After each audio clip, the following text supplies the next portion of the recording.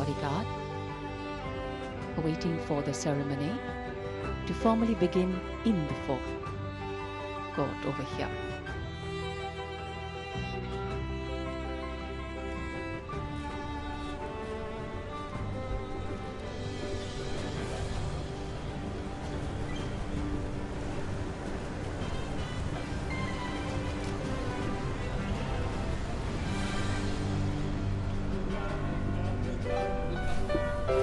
Welcome, Madam.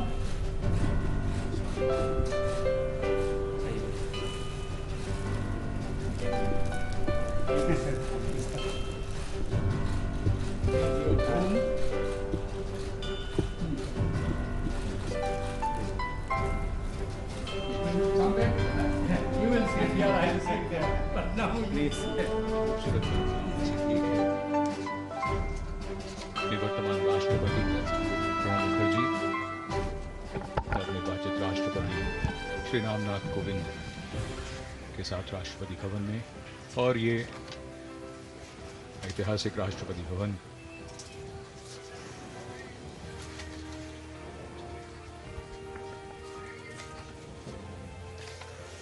Rashtrapati Bhavan का प्रांगण सजा धजा, जहां राष्ट्रपति अंगरक्षक तैयार हैं, जो अब से कुछ ही देर में यहां नवनिर्वाचित राष्ट्रपति और निवर्तमान राष्ट्रपति के साथ यहां से प्रस्थान करेंगे।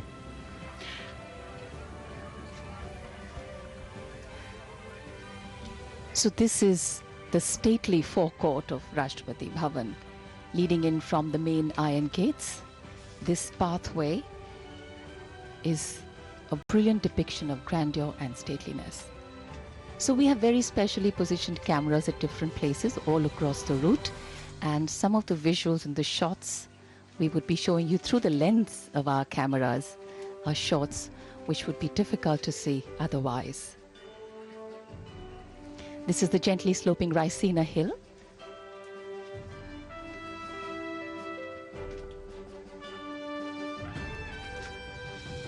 And here, the President's bodyguard, the oldest regiment in the Indian Army. The President of India, Shri Pranab Mukherjee, is always escorted by 46 bodyguards on magnificent bay-colored mounts, and raised in 1773, this regiment is the oldest and senior-most regiment of the Indian Army.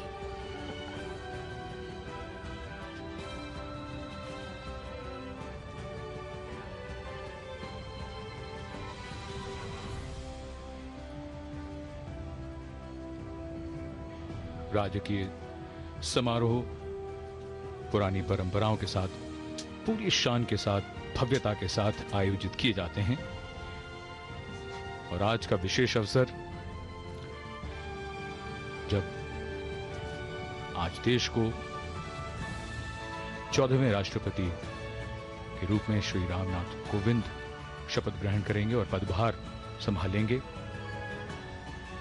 इस महान लोकतंत्र के राष्ट्रपति के तौर पर।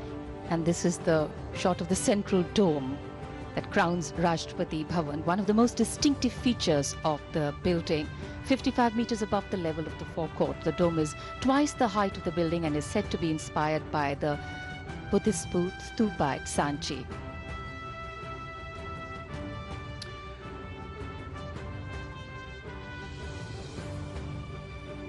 राष्ट्रपति के अंगरक्षक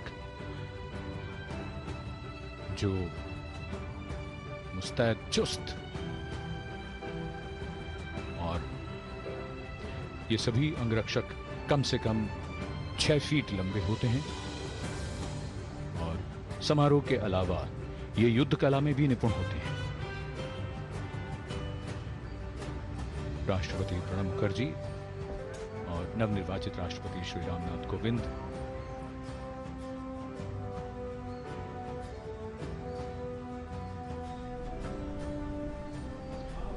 राष्ट्रपति भवन के भीतर के दृश्य हैं ये।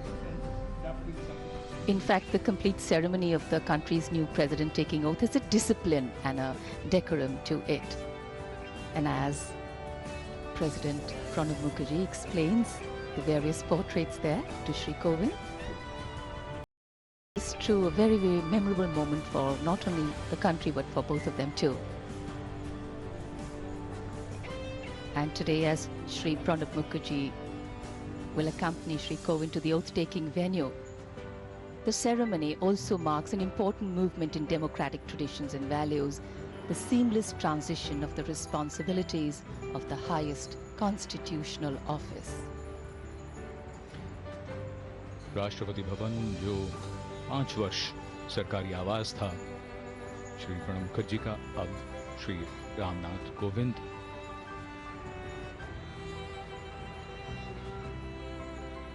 जो भारत के प्रथम नागरिक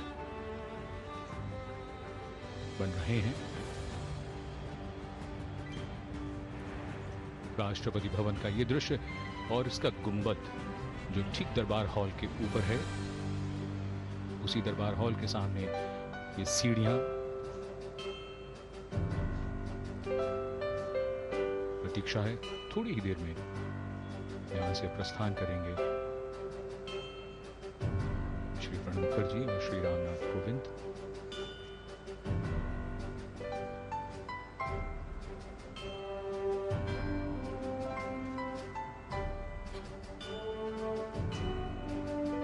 So you can see a glimpse of the stately steps. They are 31 in number, from where the president-elect and the president will descend in a short while from now as they come to the forecourt. And the stately pillars that you can see are also called Tuscan pillars. In fact, there are 20 of them, 12 in front and 8 behind. And the national flag fluttering atop the central dome is indicative that the president is in residence.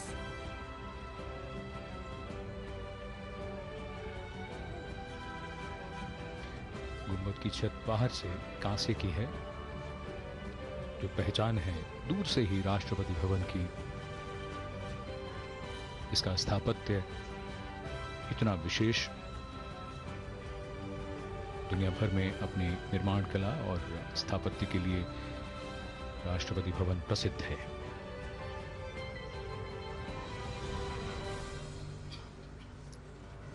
So it's an overcast sky and a very mild breeze is blowing. It's a humid day, but the mild breeze somewhere giving relief from the humidity. But climate alone does not make beautiful days. The occasion also does. And that is truly wonderful. जी बिल्कुल गौरा, थोड़ा सा उमस भरा दिन है। सूरज कभी निकल आता है, कभी बादलों के बीच आता है, लेकिन Central area of the fort.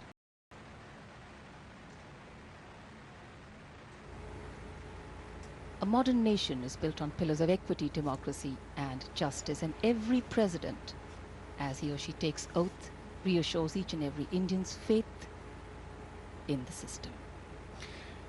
ये लोकतंत्र की शक्ति है, ये ताकत है हमारी। श्री कोविंद ने ये बात कही कि मैंने कभी सोचा भी नहीं था और ना ही मैंने चाहा था कि मैं इस सर्वोच्च पद तक पहुंचूं, लेकिन ये लोकतंत्र का चमत्कार है कि यहाँ आम जन को भी सर्वोच्च पद पर जाकर देश की सेवा करने का अवसर प्राप्त होता है।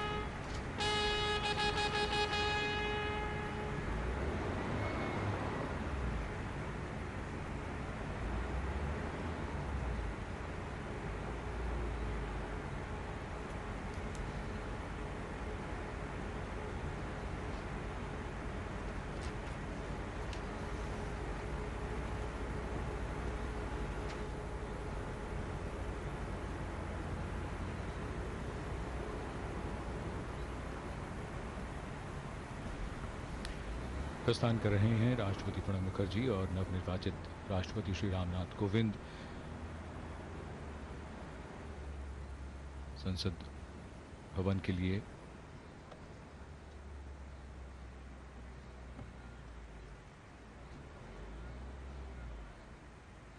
उनकी विशेष लिमोजीन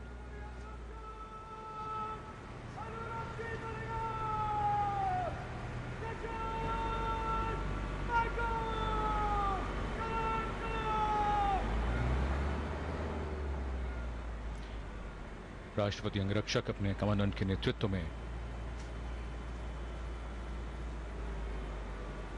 राष्ट्रपति महोदय के साथ राष्ट्रपति भवन से प्रस्थान कर रहे हैं। So as the presidential limousine, escorted by the president's bodyguard, makes its way from the forecourt towards the central hall of Parliament, many thoughts going through the president-elect and the president's mind. This, of course, is the central portion, which is the Jaipur column here, and the cavalcade will skirt this, go around it. It's truly a masterpiece of architecture, the central column, also called the Jaipur column. And it stands at a height of 145 feet at an approximate distance of 555 feet from the main gate. गौरव, बड़ा दिलचस्प होगा ये अंदाज़ा लगाना कि इस वक्त राष्ट्रपति प्रणब मुखर्जी जो निवर्तमान राष्ट्रपति हैं और नवनिर्वाचित राष्ट्रपति, दोनों के मन में क्या-क्या चीज़ें चल रही होंगी। ये बड़ा भावुक क्षण होता है। Absolutely, Sanjeev. Every president, as he or she takes oath to this high office, reassures each and every Indian's faith in its leaders that the nation and the well-being of its people will come before any other ideology or agenda. Democracy places people first, and the people place some leaders first to protect, to lead, and enrich the fabric of the nation. As our outgoing President Shri Pranab Mukherjee said in his farewell address to the nation, he said, "My sacred text has been the Constitution of India, my temple has been the Parliament of India, and my passion has been the service of the people of India." Powerful words, very, very profound and very meaningful. Right in the center, of course, as we said earlier, you can see the Jaipur column designed by Sir Edward Lutyens and was sponsored by Maharaja Madhav Singh of Jaipur. It's made by sandstone topped by the Star of India emerging from a 5-ton bronze lotus and was installed in 1930.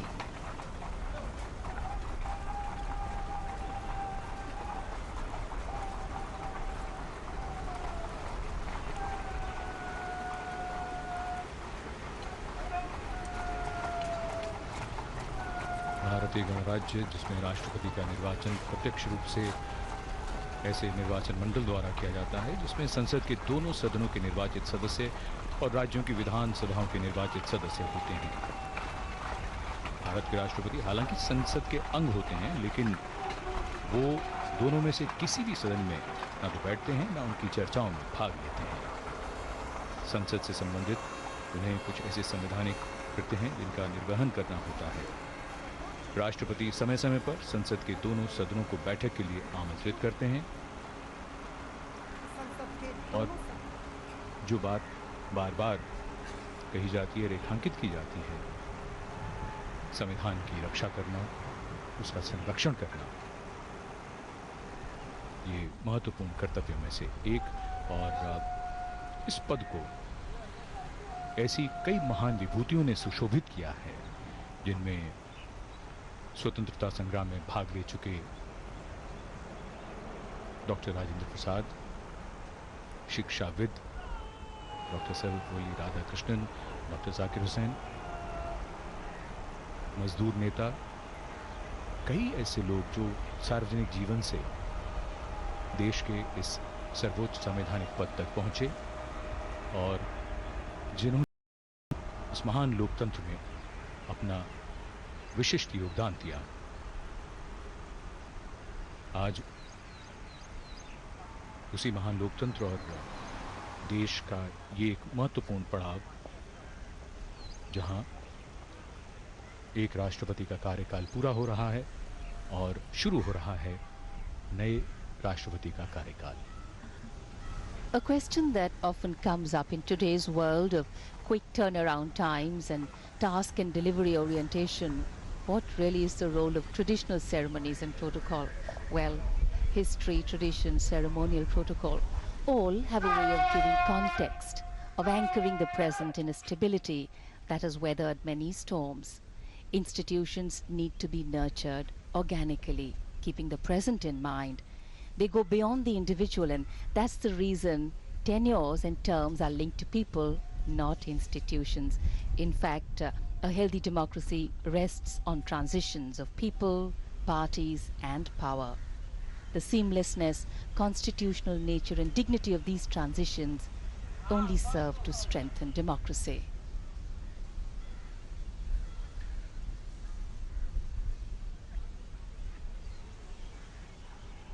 राष्ट्रपति प्रणब मुखर्जी का कार्यकाल कई दृष्टि से महत्वपूर्ण है।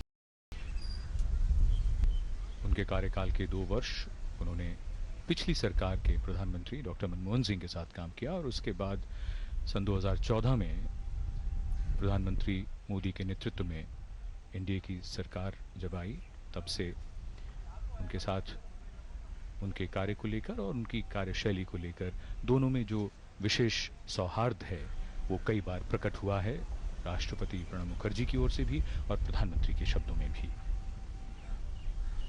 So here we are, the wonderfully attired President's bodyguards. A little bit about them. The personnel of the regiment are handpicked, all of them at least 6 feet tall. Besides performing ceremonial duties for the President, the officers and men are also trained horsemen, paratroopers and tankmen. The regiment is seen action in Chushul in 1962, in the Western Theatre in 1965, and in Operation Bhavan, Sri Lanka in 1988. In fact, the men of the bodyguards have also distinguished themselves on United Nations duties in Somalia, Angola and Sierra Leone. A detachment also serves in Siachen Glacier, the highest and coldest battlefield in the world. धीरे धीरे काफिला रायसीना पहाड़ी से उतरकर विजय चौक से मुड़कर संसद भवन के गेट नंबर 5 की ओर बढ़ता हुआ, जहां इनकी अगवानी के लिए इसमें राष्ट्रपति प्रणब मुखर्जी और नवनिर्वाचित राष्ट्रपति श्री नाथ कोविंद, उनकी अगवानी के लिए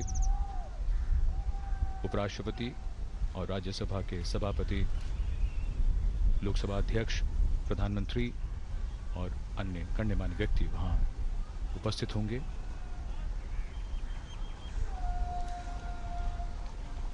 In fact, the Central Hall in Parliament House is a place of great historical importance, and the transfer of power on the 15th of August 1947 from British to Indian hands took place in that hall.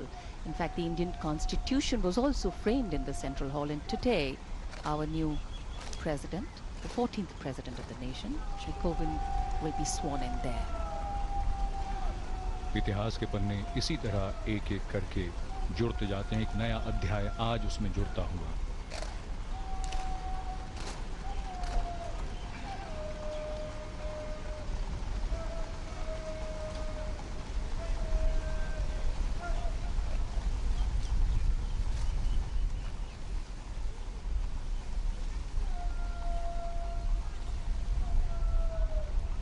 गौरव, एक नई शुरुआत जो प्रणब मुखर्जी ने राष्ट्रपति रहते हुए जो की, कि तब तक राष्ट्रपति के लिए महामहिम शब्द का इस्तेमाल किया जाता था, जो उन्होंने परंपरा बदलकर फिर उसको माननीय तब्दील किया। Right, and that was the most beautiful part of the president's tenure. He was a president, but also understood the institution and beautifully understood the current context of how the world is changing and so many things need to change. And here we're giving you a long shot of the limousine along with the president's bodyguard going into the gate at Parliament House. काफिला संसद भवन के द्वार से आगे बढ़ता हुआ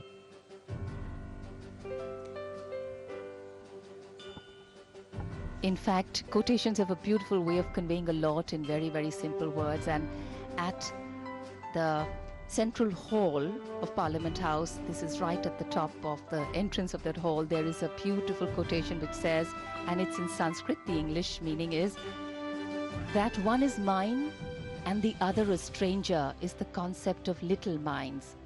But to the large-hearted, the world itself is their family. This truly epitomizes what India has always stood for.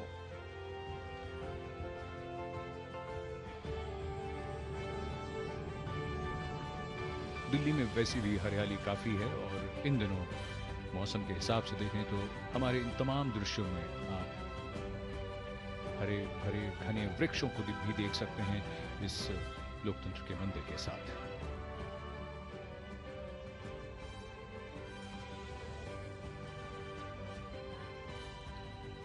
And here arriving at the entrance of the central hall, the President's bodyguard is escorting the presidential limousine.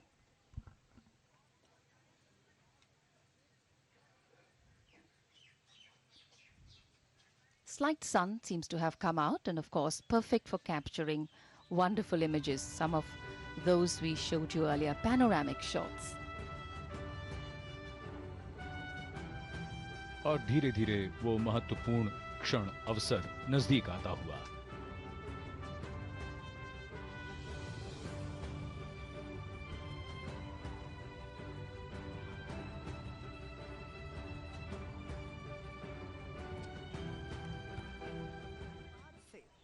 राष्ट्रपति प्रणब मुखर्जी और नवनिर्वाचित राष्ट्रपति रामनाथ कोविंद प्रवेश कर रहे हैं संसद भवन में।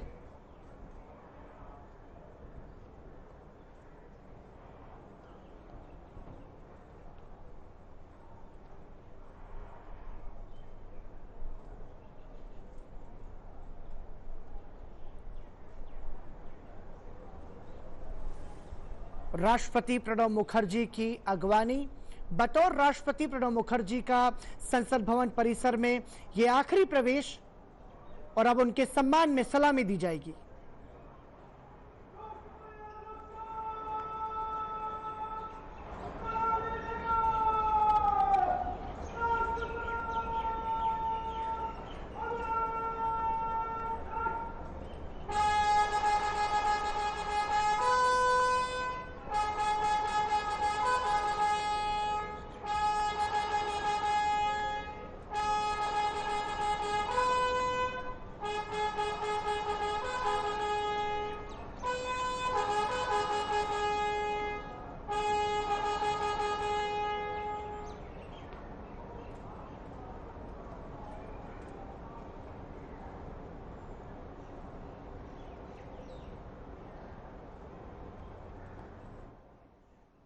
और संसद भवन परिसर में प्रवेश करते हुए साथ में हैं भारत के उपराष्ट्रपति हामिद अंसारी, लोकसभा अध्यक्ष सुमित्रा महाजन और chief justice of India Jagdish Singh Khehar अगवानी करते हुए राष्ट्रपति प्रणब मुखर्जी और नवनिर्वाचित राष्ट्रपति रामनाथ कोविंद की।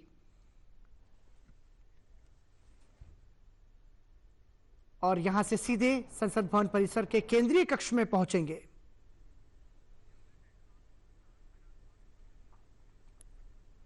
पूरे सम्मान के साथ राष्ट्रपति प्रणब मुखर्जी संसद भवन परिसर के केंद्रीय कक्ष में जाते हुए बतौर राष्ट्रपति प्रणब मुखर्जी का ये आखिरी प्रवेश संसद भवन में।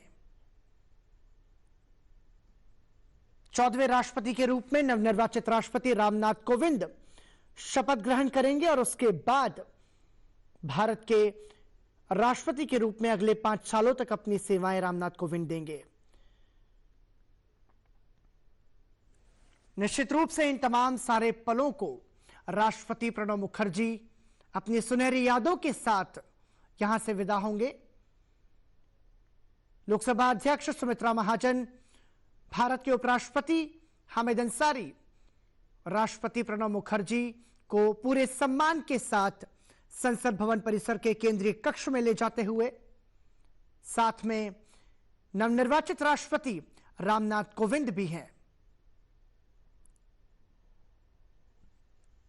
तो अब से कुछ ही देर में संसद भवन परिसर के केंद्रीय कक्ष में शपथ ग्रहण समारोह होगा और इस गरिमामयी समारोह के साक्षी आप और हम मिलकर होंगे।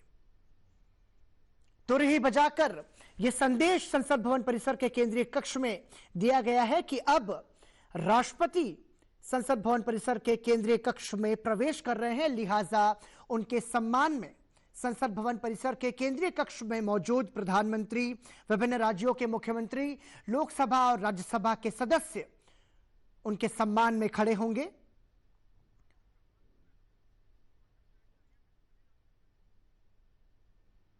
तो संसद भवन परिसर के केंद्रीय कक्ष में प्रवेश करते हुए राष्ट्रपति प्रणब मुखर्जी। महामहिम राष्ट्रपति जी,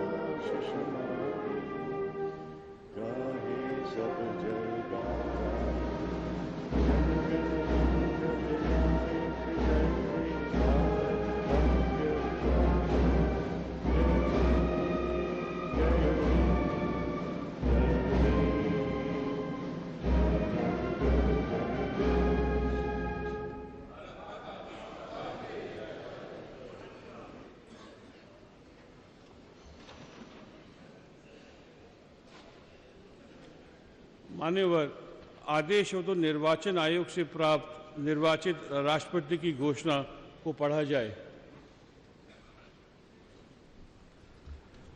यतः भारत के संविधान के अनुच्छेद 324 द्वारा भारत के राष्ट्रपति के पद के निर्वाचन का अधीक्षण, निर्देशन और नियंत्रण भारत निर्वाचन आयोग में निहित है और यतः श्री प्रणब मुखर्जी की पदावधि की समाप्ति वर्ष 2017 के जुलाई मास के 24वें दिन तदनुसार शक संवत 1939 के श्रावण मास के दूसरे दिन होनी है और यतः भारत के राष्ट्रपति के पद को भरने के लिए संविधान तथा राष्ट्रीय और उपराष्ट्रपतीय निर्वाचन अधिनियम 1952 के प्रावधानों और तदधीन बनाए गए नियमों और आदेशों के उपबंधों के अनुसार करा लिया गया है तथा इसका परिणाम घोषित कर दिया गया है।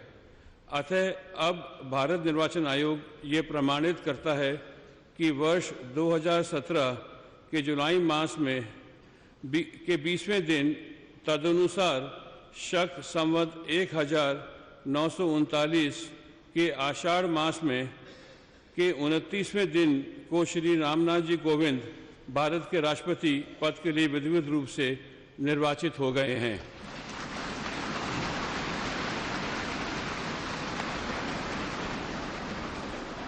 भारत गणराज्य के वैज्ञानिक 24 घंटे अथक परिश्रम कर रहा है, भारतीय अंतरिक्ष मिशन को मंगल तक ले जा रहा है या किसी वैक्सीन का आविष्कार कर रहा है, वो राष्ट्र निर्माता है।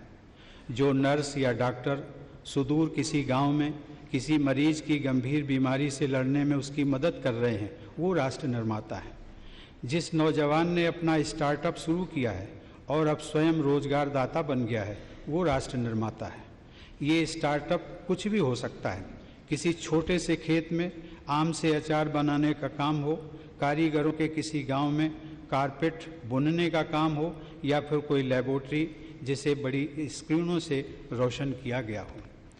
वो आदिवासी और सामान्य नागरिक जो जलवायु परिवर्तन की चुनौतियों से निपटने में हमारे पर्यावरण, हमारे वनों, हमारे वन्य जीवन की रक्षा कर रहे हैं, और वे लोग जो नवीकरणीय ऊर्जा के महत्व को बढ़ावा दे रहे हैं, वे राष्ट्र निर्माता हैं।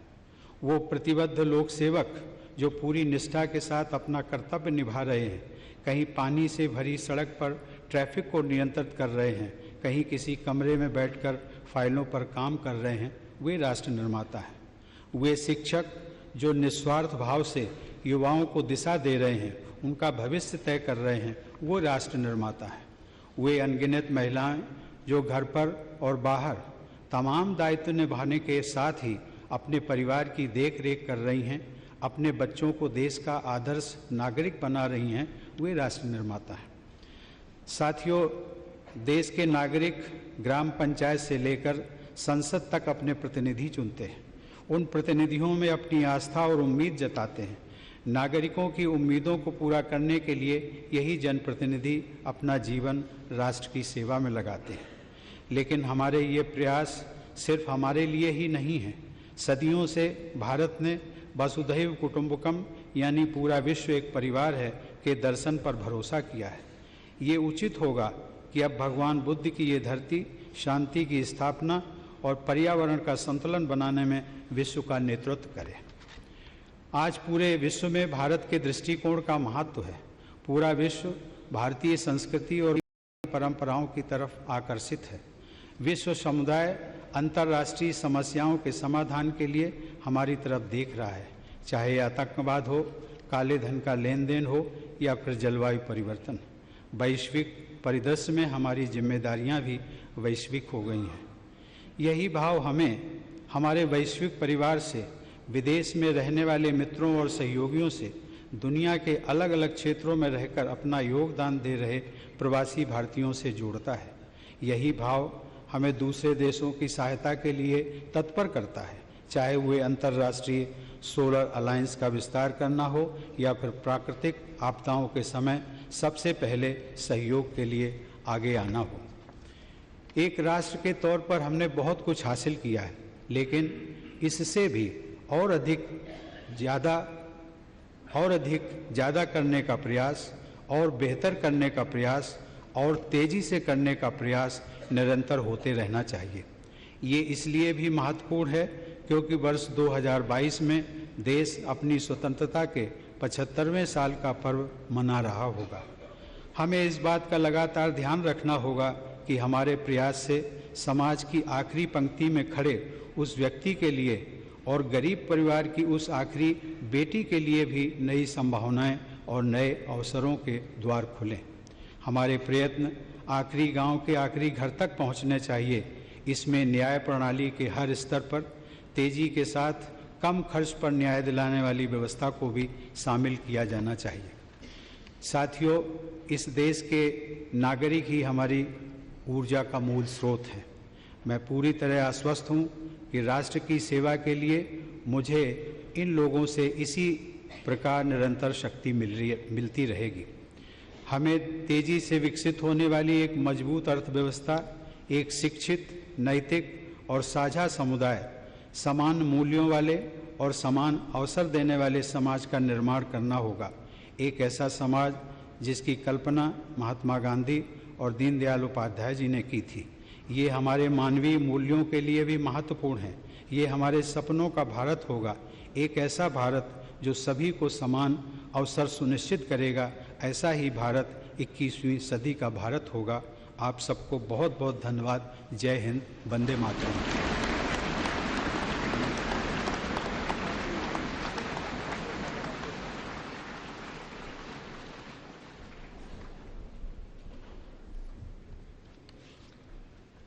Respected Rashtrapati ji, you have just addressed the members of Parliament.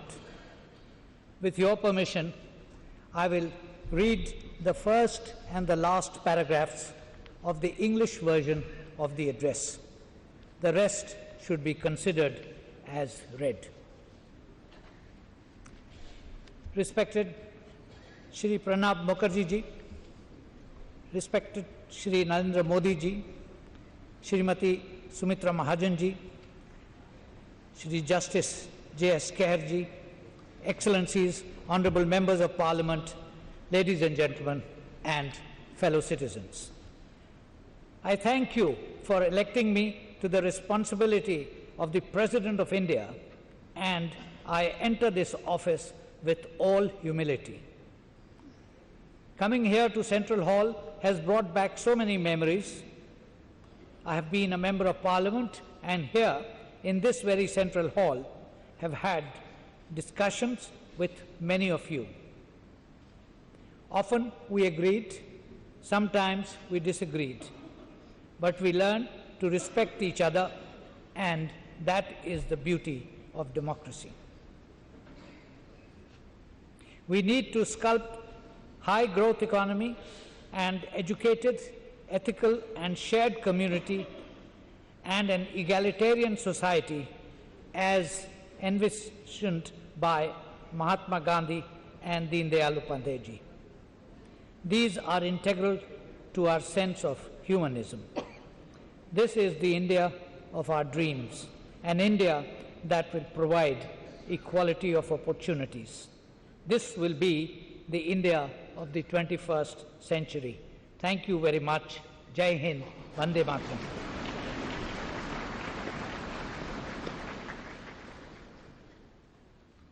मान्यवर, आपका आदेश हो तो अब समारोह की कार्रवाई समाप्त की जाए।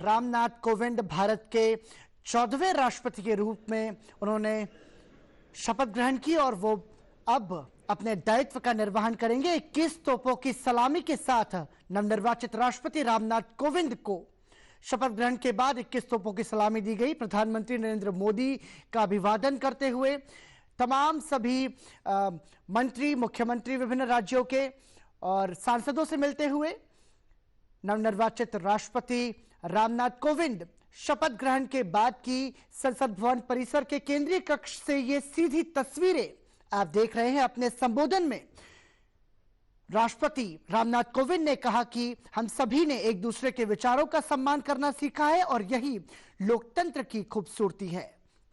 न्याय, समानता, बंधुत्व के मूल मंत्र का पालन मैं करूंगा, ये शब्द अपने संबोधन में रामनाथ कोविंद ने कहे। संसद भवन परिसर के केंद्रीय कक्ष में तमाम सभी लोकसभा, राज्यसभा सदस्यों और राजनीतिक दलों के प्रमुखों से मिलते हुए और अब संसद भवन परिसर से बाहर कूच करते हुए राष्ट्रपति रामनाथ कोविंद, पूर्व राष्ट्रपति प्रणब मुखर्जी, साथ में है लोकसभा अध्यक्ष सुमित्रा महाजन, भारत के उपराष्ट्रपति हामिद अंसारी। अब हम यह कह सकते हैं कि एक तरह से पूर्व राष्ट्रपति प्रणब मुखर्जी को विदाई दी जा रही है और इसका भी एक विशेष महत्व है। जब नवनिर्वाचित राष्ट्रपति शपथ ग्रहण के बाद पूर्व राष्ट्रपति को विदाई देते हैं, नए राष्ट्रपति पूर्व राष्ट्रपति को उनके घर छोड़ने जाते हैं। इस दौरान पूर्व और मौजूदा राष्ट्रपति एक बग्गी में सवार होकर पूर्व राष्ट्रपति को उनके घर छोड़ते हैं। लिहाजा इस बार रामनाथ कोविंद पूर्व राष्ट्रपति प्रणब मुखर्जी को 10 राजाजी मार्ग उनके नए निवास स्थान पर छोड़ने के लिए जाएंगे।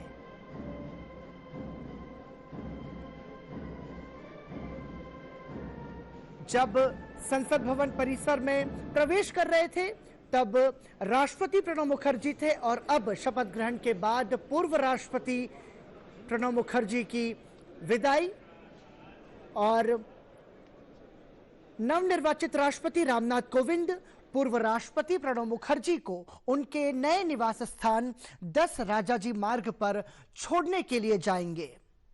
पूरे सम्मान के साथ पूर्व राष्ट्रपति प्रणब दा की विदाई और इस विदाई में नवनिर्वाचित राष्ट्रपति रामनाथ कोविंद सम्मान देते हुए प्रणब दा को उनके नए निवास स्थान 10 राजाजी मार्ग पर छोड़ने के लिए जाएंगे।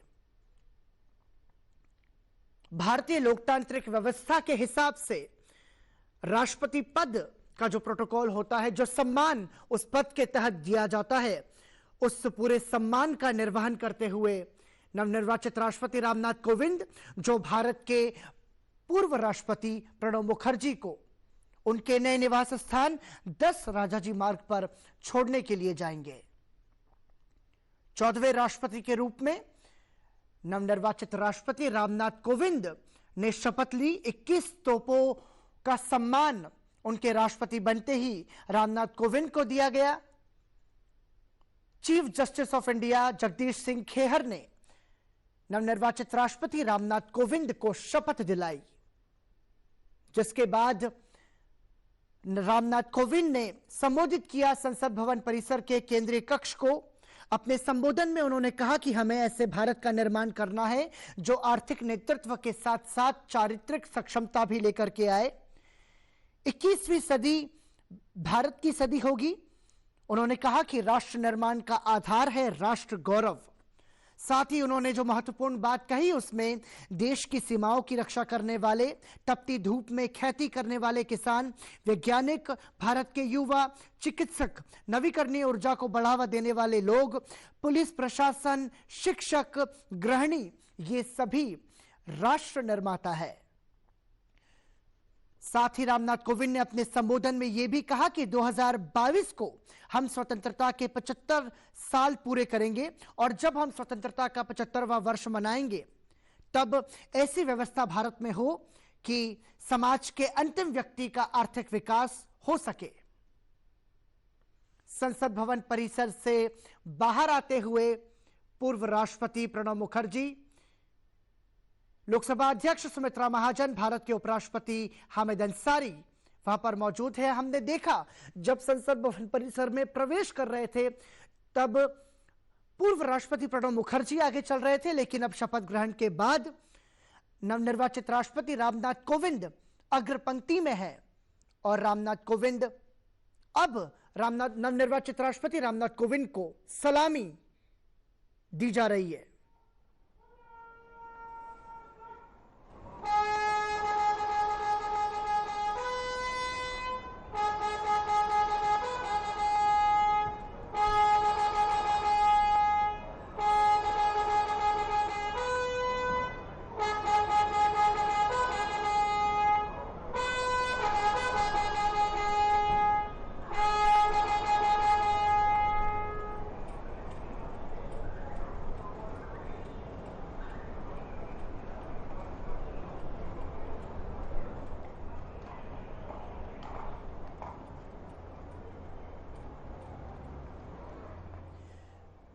तो ये सीधी तस्वीरें नवनिर्वाचित राष्ट्रपति रामनाथ कोविंद संसद भवन परिसर से जाते हुए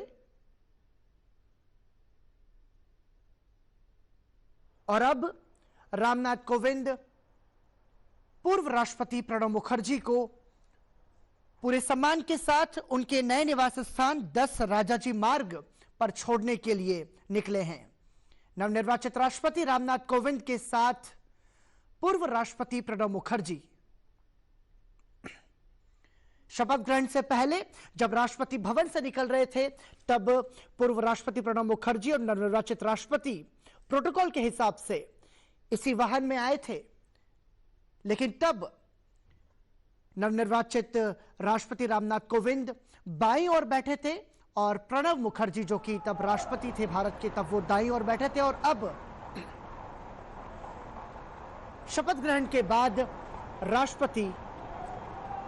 पूर्व राष्ट्रपति प्रणब मुखर्जी को उनके नए निवास स्थान 10 राजाजी मार्ग पर छोड़ने के लिए जाते हुए शपथ ग्रहण के बाद कुर्सी का स्थानांतरण किया गया। जिस कुर्सी पर पूर्व राष्ट्रपति प्रणब मुखर्जी आसीन थे उस पर नवनिर्वाचित राष्ट्रपति प्रणब मुखर्जी बैठे। 21 तोपों की सलामी नवनिर्वाचित राष्ट्रपति रामनाथ कोविंद के सम्मान में दी गई और उसके बाद अब प्रोटोकॉल के हिसाब से पूर्व राष्ट्रपति को उनके नए निवास स्थान 10 राजाजी मार्ग पर छोड़ने जाते हुए नवनिर्वाचित राष्ट्रपति Ramnath Kovind.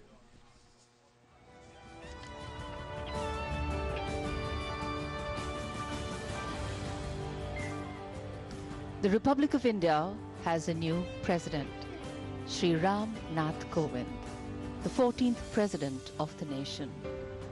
Shri Nath Kovind, the second Dalit to become the president of the country, the first BJP member to be elected as president. Soft-spoken, well-read and articulate, Shri Kovind has an illustrious background in the legal arena. His understanding of the Constitution will aid him in essaying his role as the conscience keeper of the nation. हमारे देश में हमेशा ये माना जाता है कि किसी भी शुभ अवसर पर अगर वर्षा का आगमन हो जाए तो ये शुभ संकेत होता है और भारत के नए राष्ट्रपति ने 14वें राष्ट्रपति श्री रामनाथ कोविंद ने शपथ ग्रहण की है और संसद भवन से जैसे ही उनका काफिला राष्ट्रपति भवन की ओर चल रहा है, तेज बारिश यहां एक शुभ संकेत इस अवसर पर, इस लोकतंत्र के लिए और इस देश के लिए। Nature has a melody of its own. The clatter of hooves and the beautiful sound of rain on the water, on the tarmacs, on the vehicles and on our shoulders, blessing not only the new president but each and every Indian as the heavens open up to say, we welcome you, we welcome you, we welcome you. ऐसे ऐतिहासिक अवसरों पर एक एक बात सबको याद रहती है और बाद में किस्सों के तौर पर उसे बयान किया जाता है। राष्ट्रपति पद की शपथ के बाद तोपों की सलामी की गूंज से पूरे वातावरण में संदेश गया कि भारत के 14वें राष्ट्रपति रामनाथ कोविंद हैं। उन्होंने अपने भाषण में कई महत्वपूर्ण बातों का उल्लेख किया। उन्होंने कहा कि मैं संसद सदस्य रहा हूं तो यहीं सेंट्रल हॉल में कई सदस्यों से चर्चा करने का अवसर भी मुझे मिला। उन्होंने संविधान की मूल भावना के बारे में बात की। उन्होंने न्याय, स्वतंत्रता, समानता, बंधुत्व की भावना का जिक्र किया। उन्होंने कहा कि सर्व धर्म समभाव और ये संस्कृति की हमारी परंपरा है। हर नागरिक के लिए उन्होंने कहा कि हर नागरिक इस देश का राष्ट्र निर्माता है।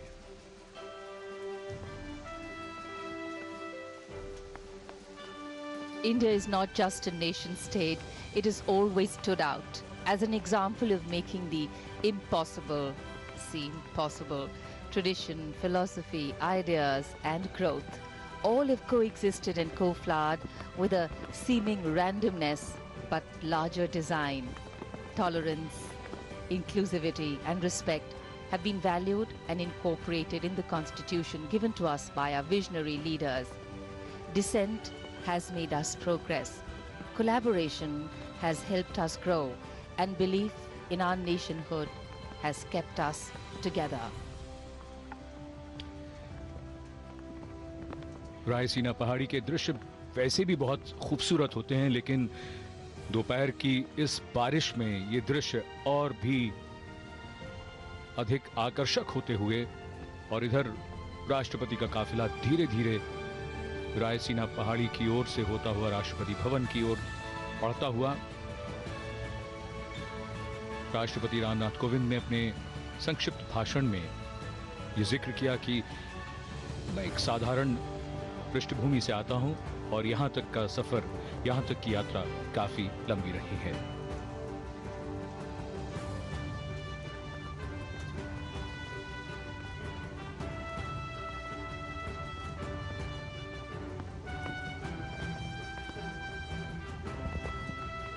श्री रामनाथ कोविंद को रामचरितमानस की कई चौपाइयां कंठस्थ हैं।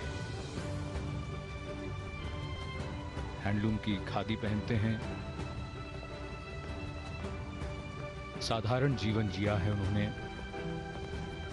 Awash with sentiment, feelings, rain, and ceremony. Rashtrapati Bhavan, Parliament House, and the areas in between. Going up Raisina Hill, flanked by the north and the south blocks. A picture of rain-washed perfection. With people being the cornerstone of organic renewal, the context of the power vested in them, by them, needs to be understood. In fact, power is vested to empower. Power is the energy that is entrusted in capable hands to bring about change for the better, for the marginalized, and for the future. In fact, power, when it rests, strengthens the individual. Power, when it is in motion, strengthens people. Today, as we celebrate transition, we also celebrate simplicity, humility, and humble beginnings. President Kovind, who grew up with financial poverty, but with a wealth of determination. The belief that leaders cutting across party lines were unanimous in saying that he is a low-profile politician, a deeply spiritual individual, and of course a perfect gentleman.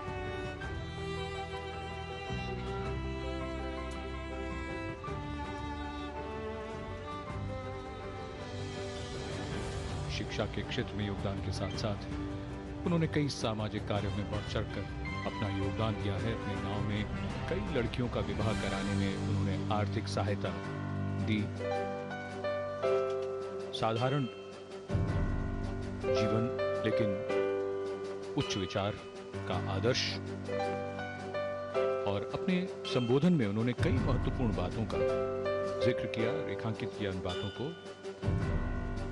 उन्होंने कहा कि हर नागरिक राष्ट्र निर्माता है और हर नागरिक हमारे पारंपरिक मूल्यों का संरक्षक है और राष्ट्रीय गौरव राष्ट्र निर्माण का आधार है। And each one of us is confident that he will bring to the highest office in the country credit and dignity. His contributions will enrich our national dialogue and thought, giving it depth of discourse as befits this high office. He is articulate, he is lucid in his thought and speech, and so far has played a significant role in furthering many lives. विश्व में कई लोगों के लिए ये कल्पना करना बड़ा कठिन होता है कि हमारा देश सचमुच कितना विविधता वाला है, और यही बात संबोधन में श्री रामनाथ कोविंद ने रखी। उन्होंने कहा कि विविधता हमारे देश की सफलता का आधार है।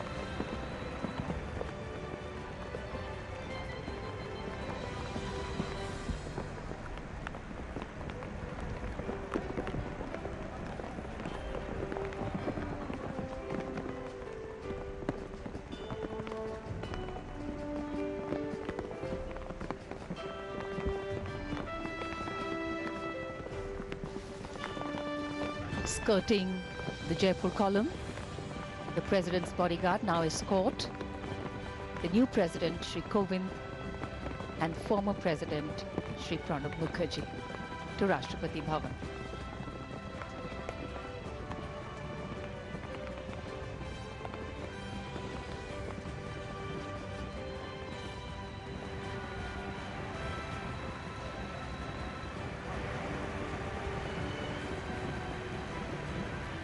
राष्ट्रपति का काफिला राष्ट्रपति भवन के फोरकोर्ट यानी अग्र प्रांगण की ओर बढ़ता हुआ, इसमें नए राष्ट्रपति रामनाथ कोविंद और पूर्व राष्ट्रपति Shri Pranab Mukherjee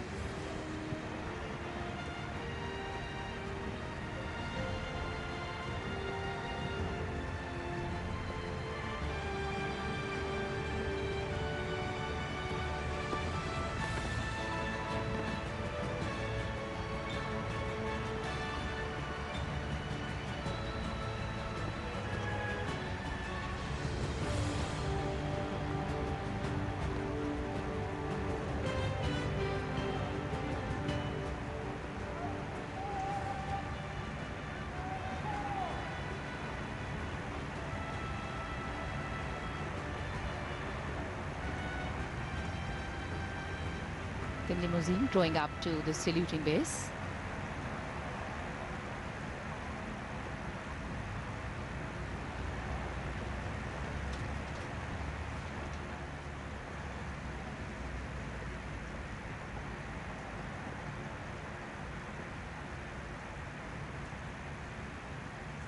The role of the President, very, very critical in our democracy.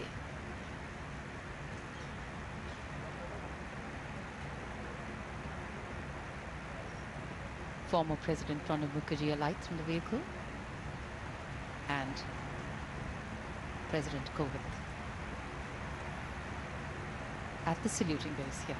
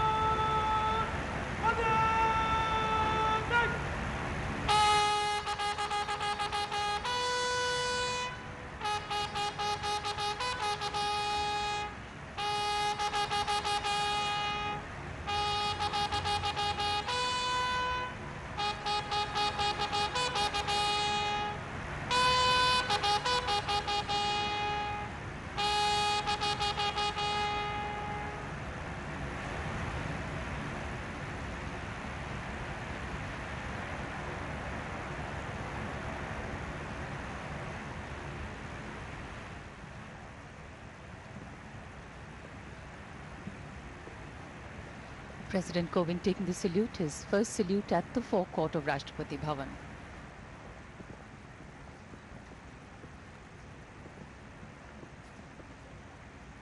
and now will be escorted to the study.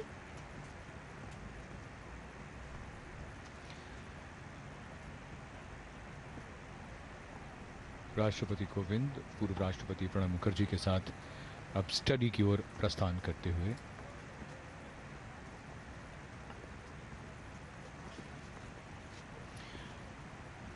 ऐतिहासिक राष्ट्रपति भवन, जिसके एक एक पन्ने पर इतिहास भी है और संस्कृति की छाप भी।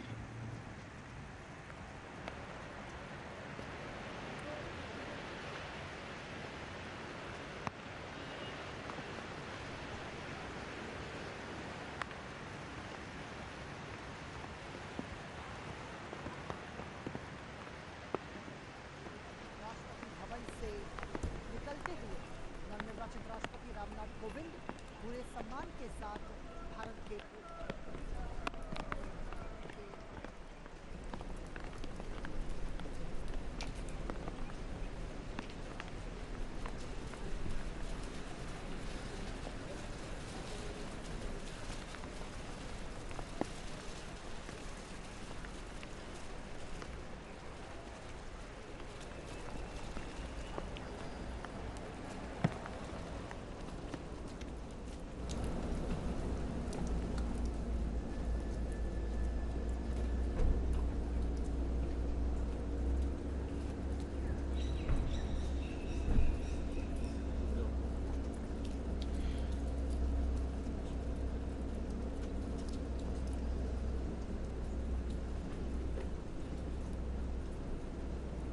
राष्ट्रपति कोविंद और पूर्व राष्ट्रपति प्रणब मुखर्जी का आगमन विशाल राष्ट्रपति भवन और लगभग 340 कमरे हैं यहाँ पर, और ये स्टडी की ओर बढ़ते हुए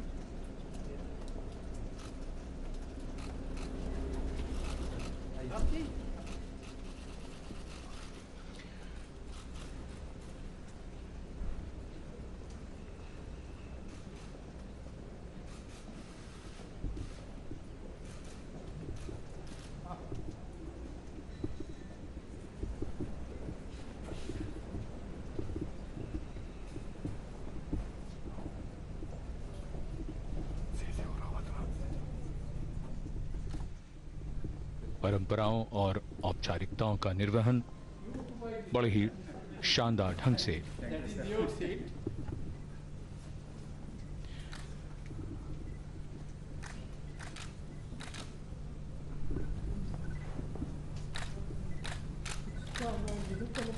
राष्ट्रपति कोविंद, पूर्व राष्ट्रपति प्रणब मुखर्जी और राष्ट्रपति कोविंद की पत्नी Shrimati Savita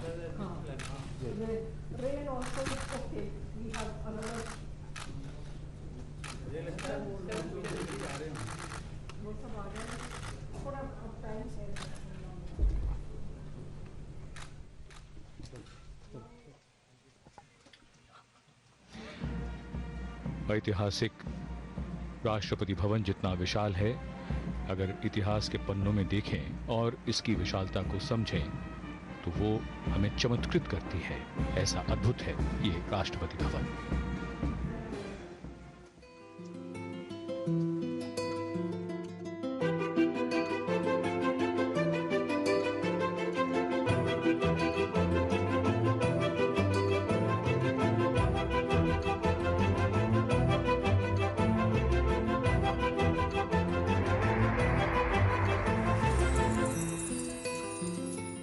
Welcome to Rashtrapati Bhavan, the office and home of the President of India.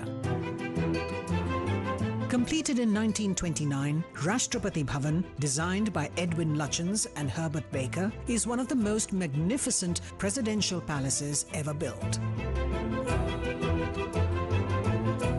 The erstwhile symbol of colonial power and imperial domination is today representative of Indian democracy, of its inclusiveness, plurality and secularism.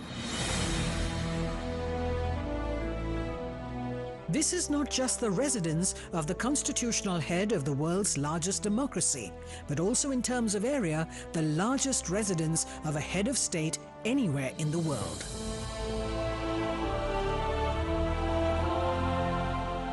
When the 13th President of India, Pranab Mukherjee, took over in July 2012, his vision reflected his statesmanship.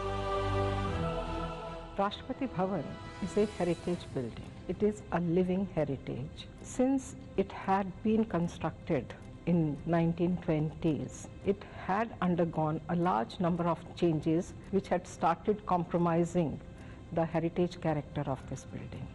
Therefore, it was essential at this stage to take corrective measures to restore the original integrity of the design and the construction of this very beautiful building.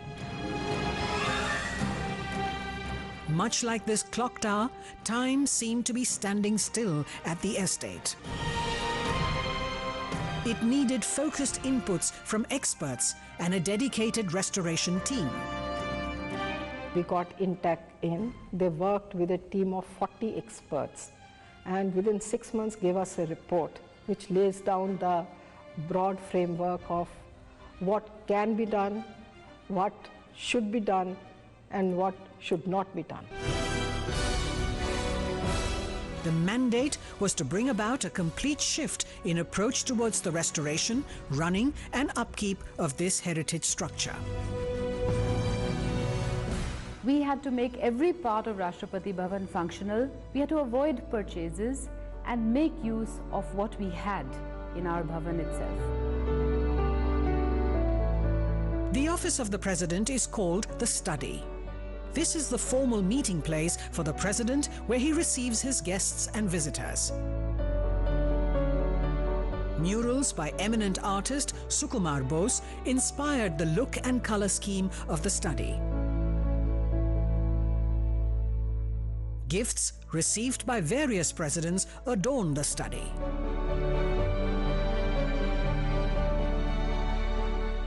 The Study opens into the morning room.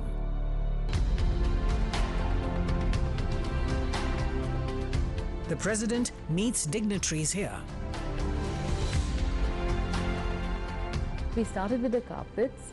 We decided that the carpets would tell us the color schemes, or the carpets would tell us how to work upwards.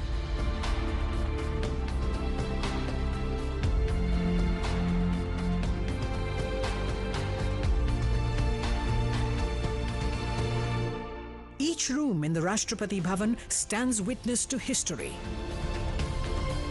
To restore these to their former glory, the restoration team arrange available resources in view of the heritage nature of the rooms. We found furniture, carpet, art from the Lutyens and the subsequent eras. We restored them. We placed them according to the functional requirements and created a new ambience everywhere.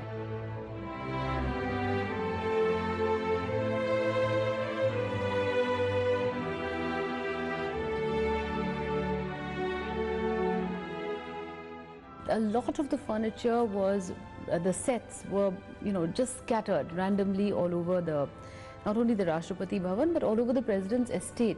Tourists can use these battery-operated ferries to move between the locations. They could visit the new museums, designed to suit the tastes of every visitor. This heritage building used to house the stables of the President's bodyguard. It was found decaying due to lack of use. The restoration team took this opportunity to change it to a storytelling museum, detailing salient aspects of Rashtrapati Bhavan's history and independent India's march forward.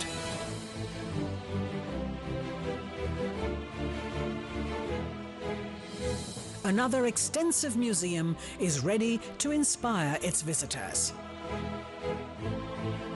This will be a state-of-the-art museum, about 10,000 square meters.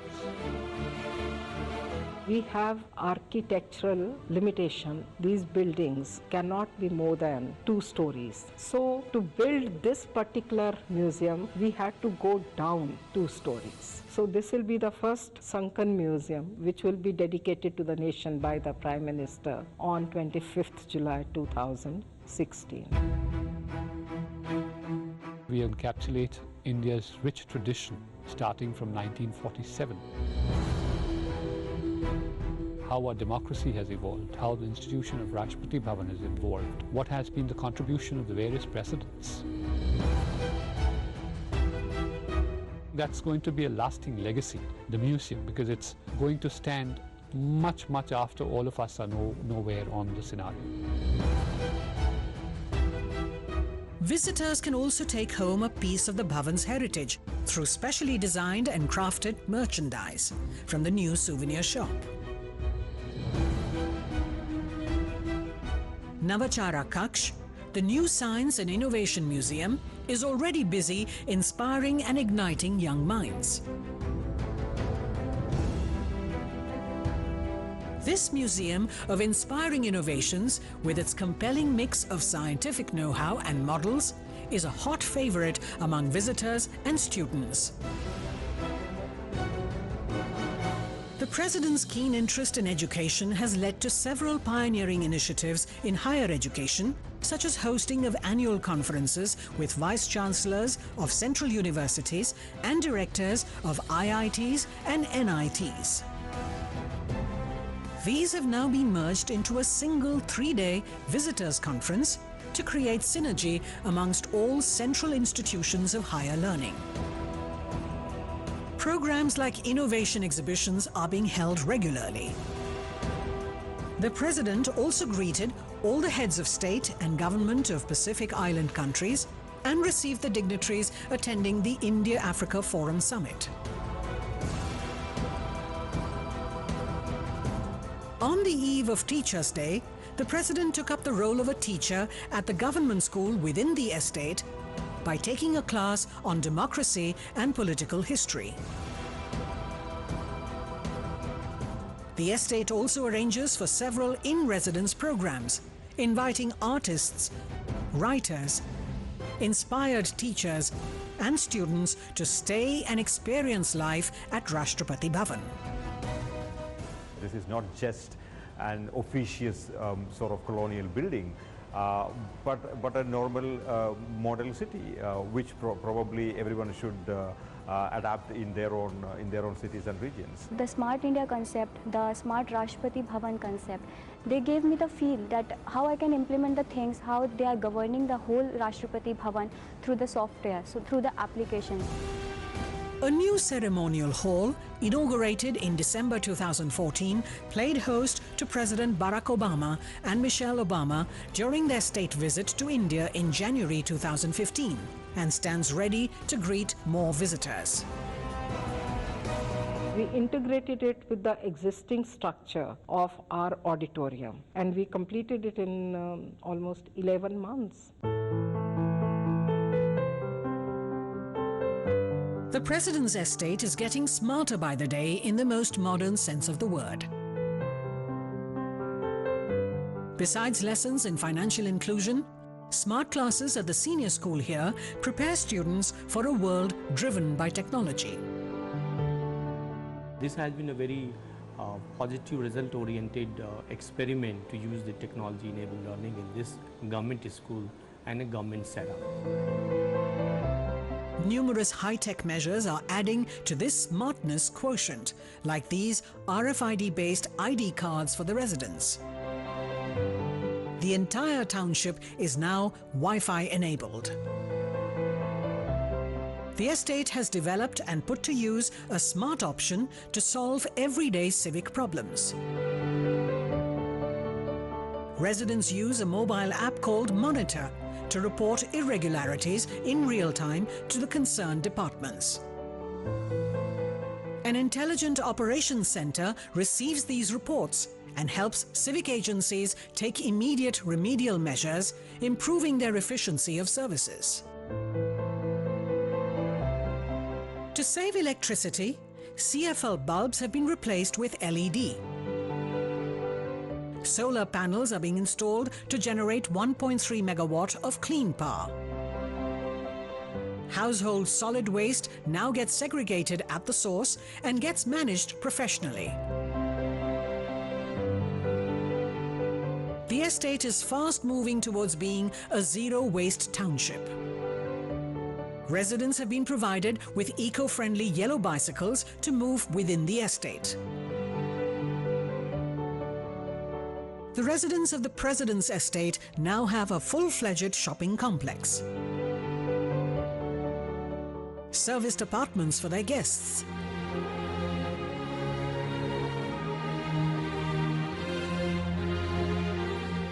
In a locality called the G Point, close to the Bhavan, a twin-tower residential complex is getting ready to house more employees. A smart township is also a healthy township. With this object in mind, the President's Estate Clinic, dating back to 1929, has been renovated and restored to its original shape. A rundown rotary building has been converted into the Ayush Wellness Clinic.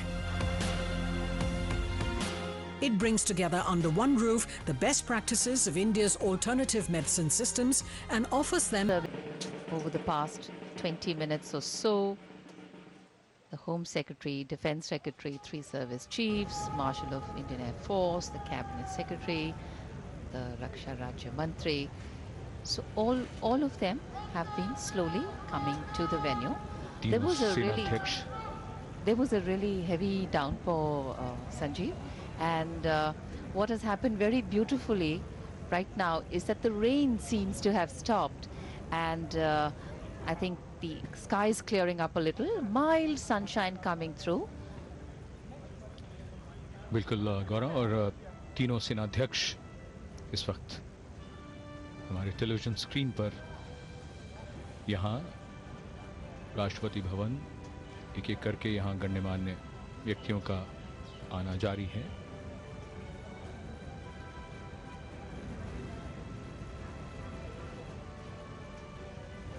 पूर्व राष्ट्रपति Pratibha Patil,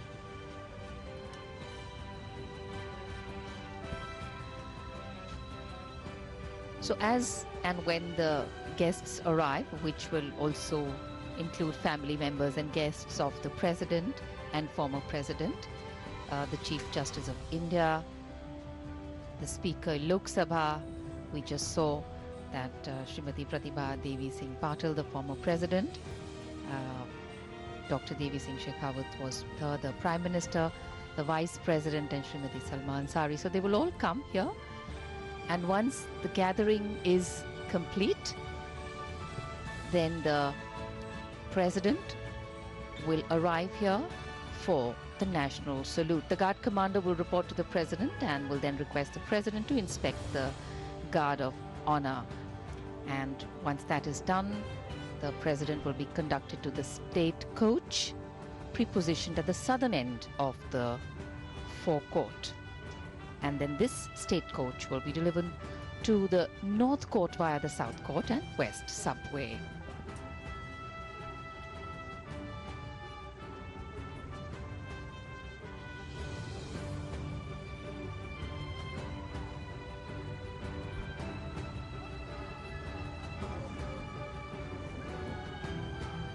We'd also like to share with you that the President, once he's conducted to the study post the salute, the dignitaries will all remain in the forecourt, Rashtrapati Bhavan, for the Inter-Services Guard of Honor to the ex-President of India, Shri Pranab Mukherjee.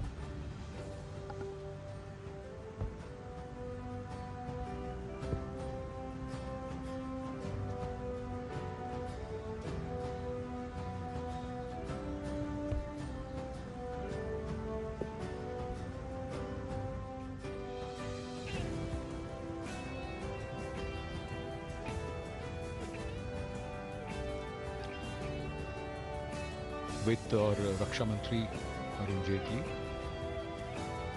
और भारत के प्रधान न्यायाधीश justice के Sanjeev, Shri Arun Jaitley is echoing the colors of the clouds today. Lovely stormy grey.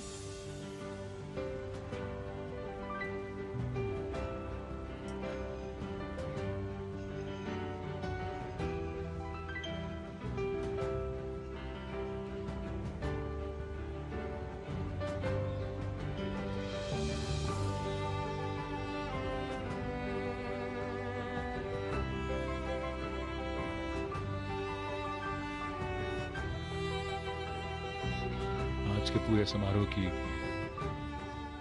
विशेषता और विशिष्टता ये रही कि जब यहाँ से काफिला चला था तब आसमान में कभी बादल कभी धूप इस तरह का दृश्य था, और अब उसके बाद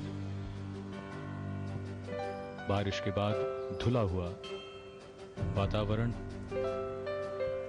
So it's really interesting to see the wide diversity of people that are here today.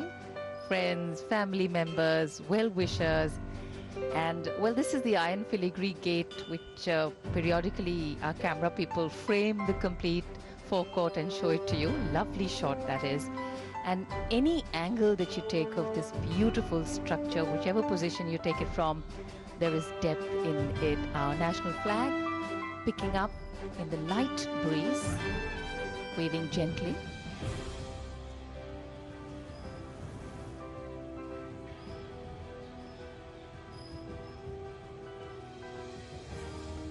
शान से लहराता हमारा तिरंगा आज उसके लोकतंत्र का एक महत्वपूर्ण दिन, महत्वपूर्ण अवसर.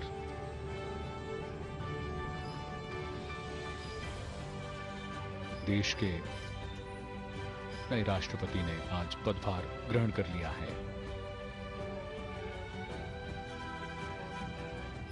आज इस मुख्य द्वार को भी हमने खुलते देखा, जो महत्वपूर्ण अवसरों पर ही खोला जाता है. बहुत खूबसूरत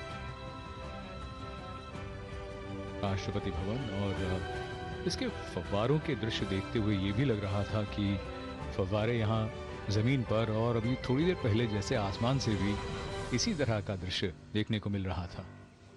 Right, and I think somewhere, Sanjeev, the skies are also collaborating, since we talk of collaboration and consensus building in the country.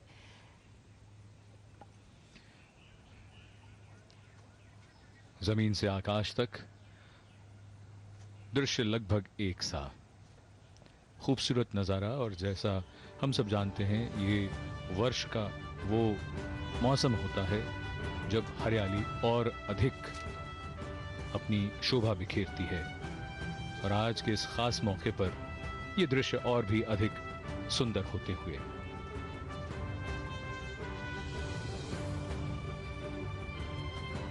Really the centerpiece of this whole vision is the forecourt.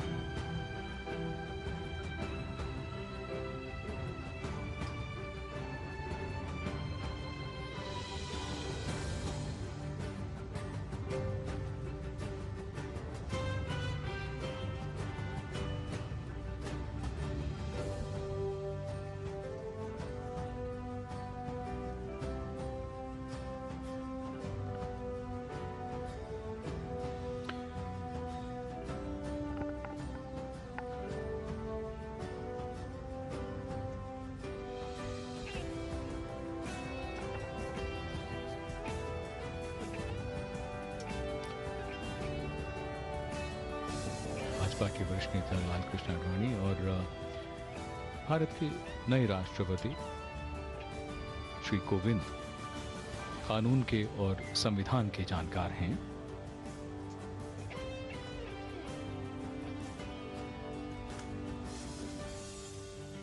उन्होंने कई वर्ष वकालत की है, practice की है उन्होंने.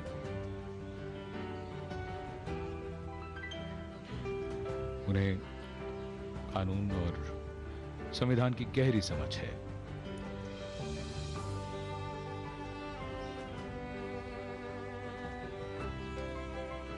So when we also talk of the role of the president, and here we see shots of family members, and I'm sure President Kovind's family is also present here in the audience. It's truly a very, very proud moment for each and every one of them to know that just being ordinary, just being simple is the most powerful thing in a democracy. And today we live up to that promise that our Constitution gave each and every citizen when we decided to be a republic. And also, as the head of that republic, the constitutional head, the president, our Constitution clearly states in Article 52 that there shall be a President of India, and explains in the next article the role and position, saying the executive power of the Union shall be vested in the President and shall be exercised by him. राष्ट्रपति कोविंद की पत्नी Shrimati Savita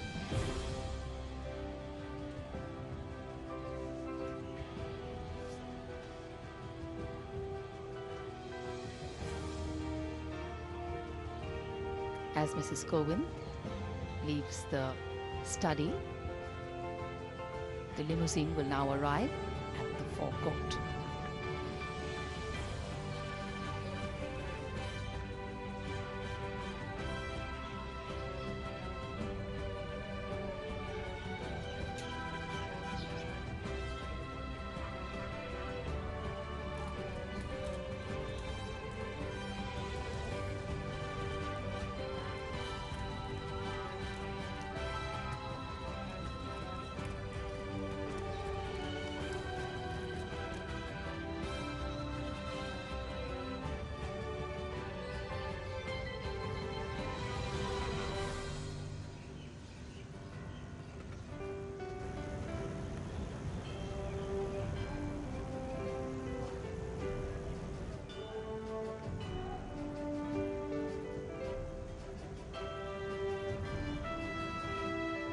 Prime Minister Narendra Modi arriving at the venue, greeting the people, and it is a proud moment for him too today, and an auspicious one, of course.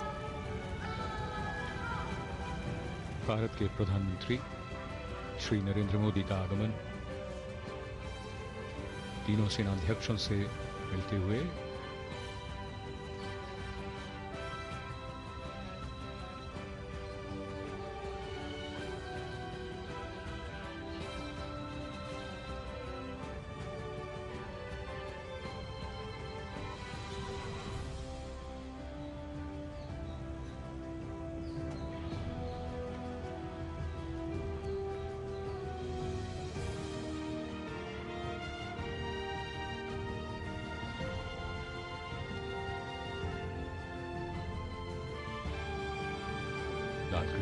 और उसके बाद Devi Singh Patil,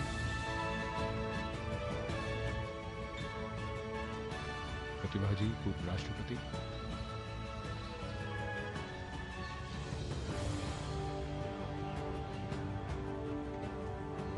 Shri Kovind, as we mentioned earlier, is of course the first BJP member to be elected as president.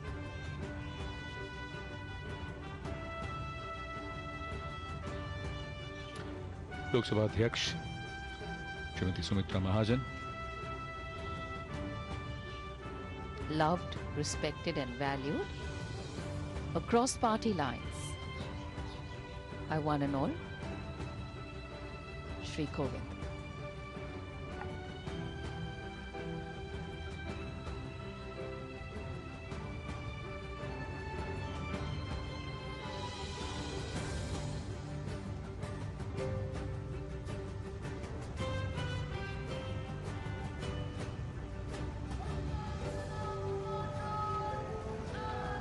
उपराष्ट्रपति हामिद अंसारी का आगमन,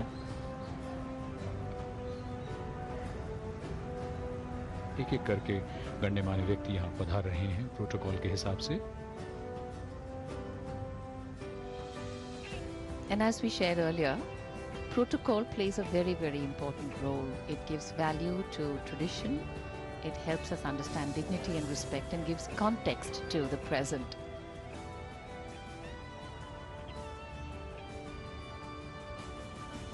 And this is the stagecoach, which is positioned outside the study, from where President Kovind is now slowly emerging.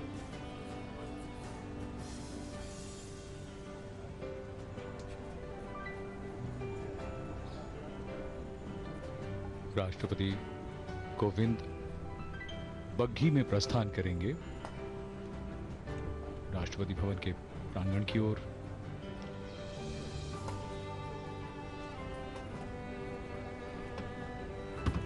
And what perfect coordination from the elements, because if it was raining, then the use of the stagecoach would be impeded.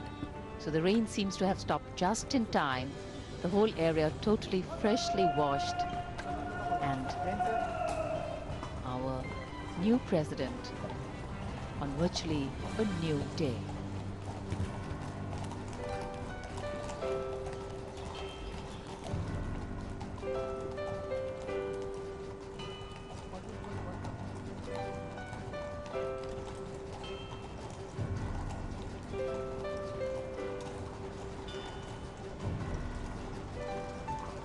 नए राष्ट्रपति, नई ऊर्जा, नया विश्वास।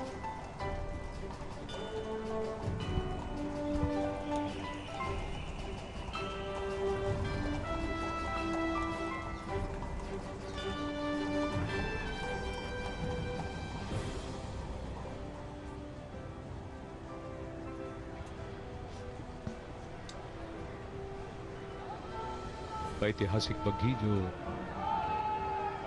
सिर्फ खास मौक़ों पर समारोहपूर्वक राष्ट्रपति को लाने ले जाने के लिए इस्तेमाल की जाती है। कई वर्षों तक इसका प्रयोग बीच में नहीं हो रहा था, लेकिन अब दोबारा इसका इस्तेमाल होता है।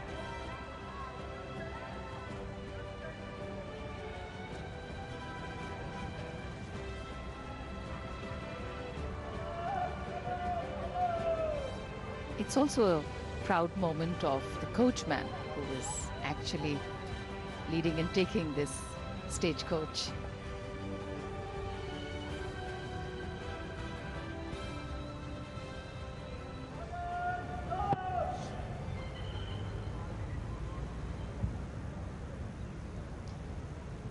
After alighting from the coach, the president will be received by the Raksha Mantri, who will then introduce him to the other dignitaries, the three service chiefs, and then will be conducted to the dais.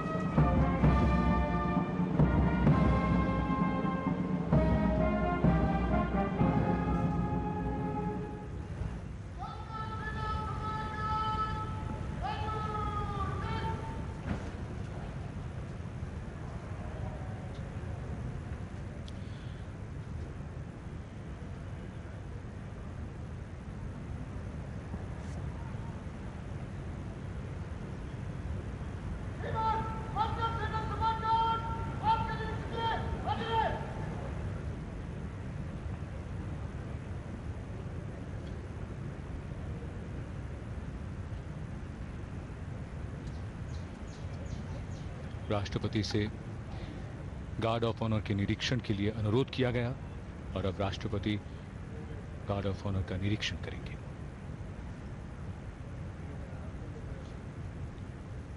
Ascending the steps to the open air jeep, President Nath Kovind going to inspect the Guard of Honor.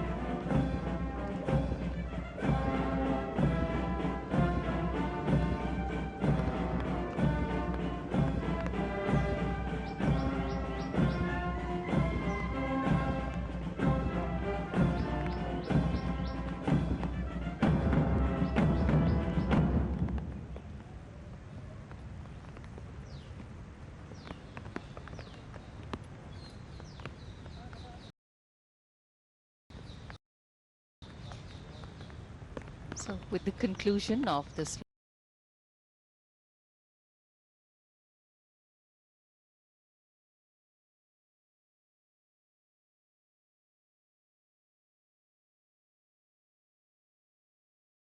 slow march, which the band had struck up, the Guard of Honor inspected, and now the Guard Commander will take leave of the President, and the President will then be conducted to the state coach pre-positioned at the southern end of the forecourt, and after boarding that, the state coach will be driven to the north court via the south court. Guard of honour का निरीक्षण पूरा हुआ और guard commander ने विदा ली और इधर राष्ट्रपति दोबारा बग्घी में सवार और वो यहां से प्रस्थान करेंगे. So also to share with you viewers, every detail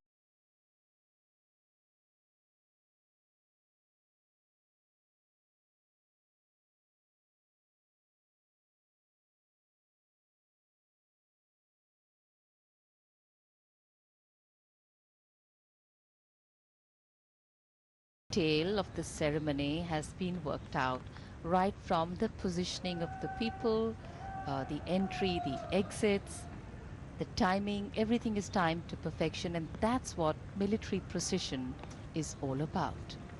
That which looks effortless requires a lot of practice. बिल्कुल. और अब राष्ट्रपति स्टडी की ओर प्रस्थान कर रहे हैं और बिल्कुल गौरा, ये हमारी परंपराओं का जो निर्वहन है, ये जिस तरीके से और जिस खूबसूरत तरीके से किया जाता है, आज उन्हें देखकर अपनी परंपराओं पर गर्व होता है और सचमुच ये गौरवशाली क्षण हैं.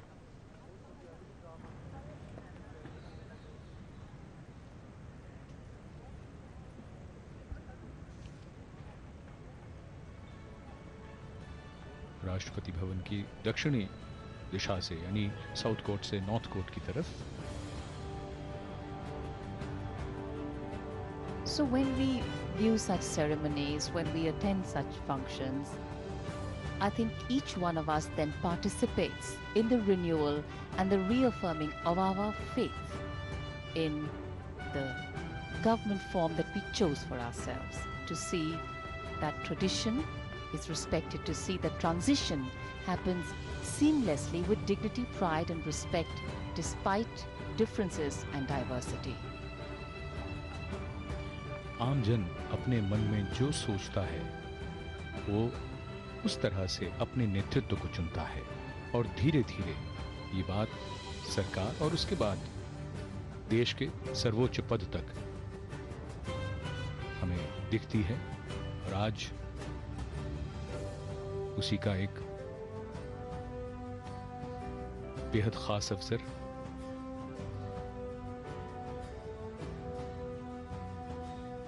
हमारे लोकतंत्र की ये शक्ति है, ताकत है। And of course, there are challenges in life, there are challenges at work, there are challenges in the country, there are challenges in the economy, all across the world.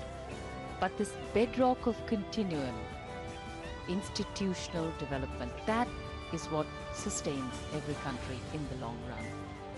And here we see the arrival of the state coach, which is coming into the inner courtyard of Rashtrapati Bhavan, from where they will take a small semicircle and the president will then alight to enter back into study.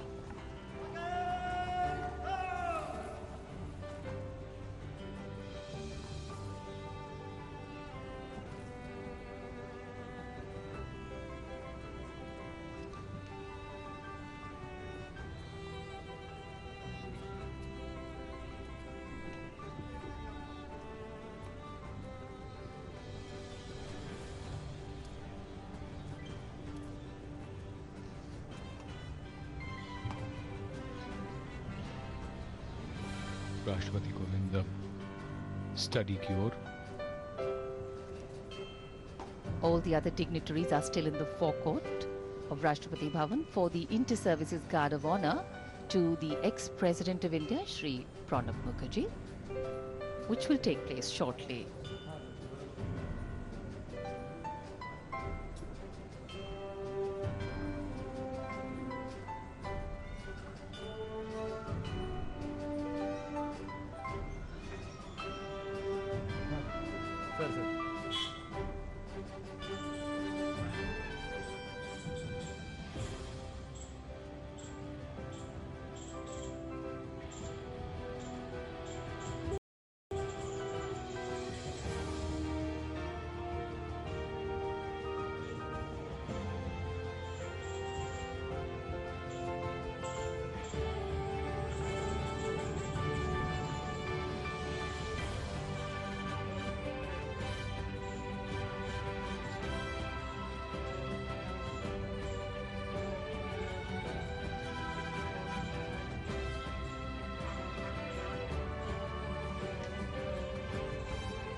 Rashtrapati Bhavan का प्रांगण, जहां सभी गणमान्य व्यक्ति और आगे की कार्रवाई में पूर्व राष्ट्रपति को गार्ड ऑफ ऑनर का निरीक्षण करने का अनुरोध किया जाएगा।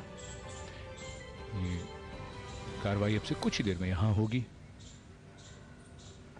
बारिश थम चुकी है, लेकिन उसका असर और बड़ा ही खूबसूरत उसका जो प्रभाव है वो यहाँ दिखाई दे रहा है।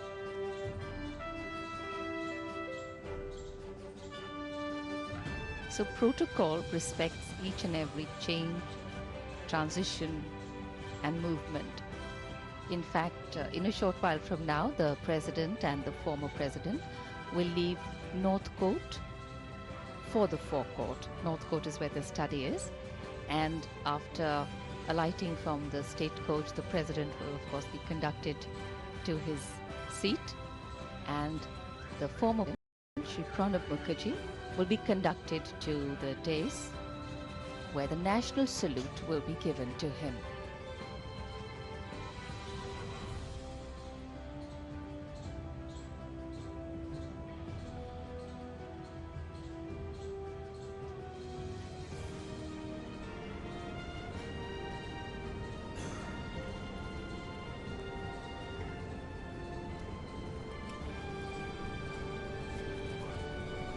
और अब राष्ट्रपति नाथ कोविंद और पूर्व राष्ट्रपति प्रणब मुखर्जी स्टडी से प्रस्थान करेंगे राष्ट्रपति भवन के प्रांगण की ओर।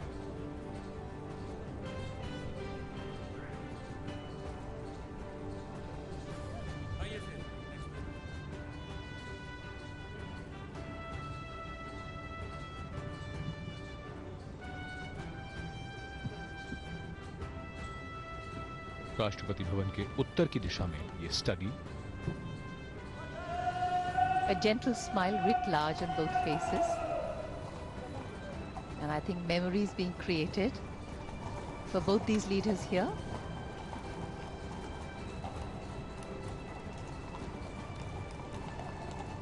As the state coach, with its tinkling red and gold, makes its way from the study to the forecourt.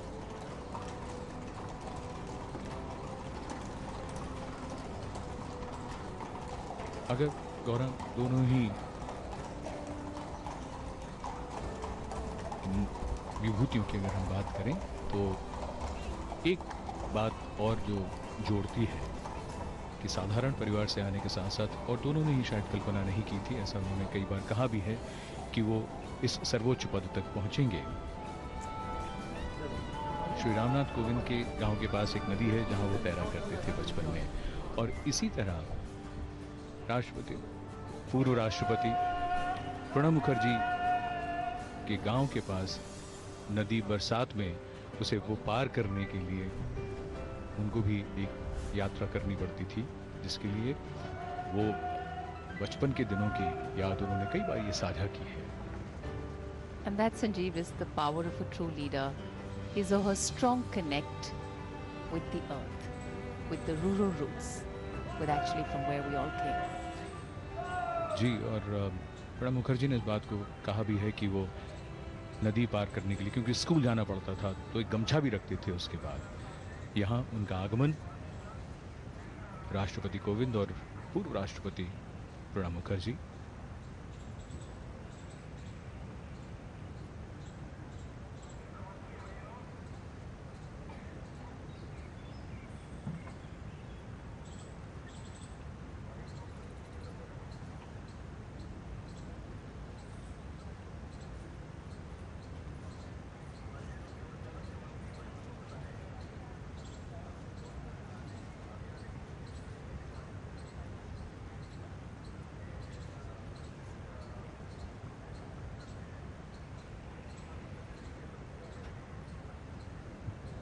Once the president is conducted to the seat assigned to him, the guard commander will report to the former president and request him to inspect the guard of honor.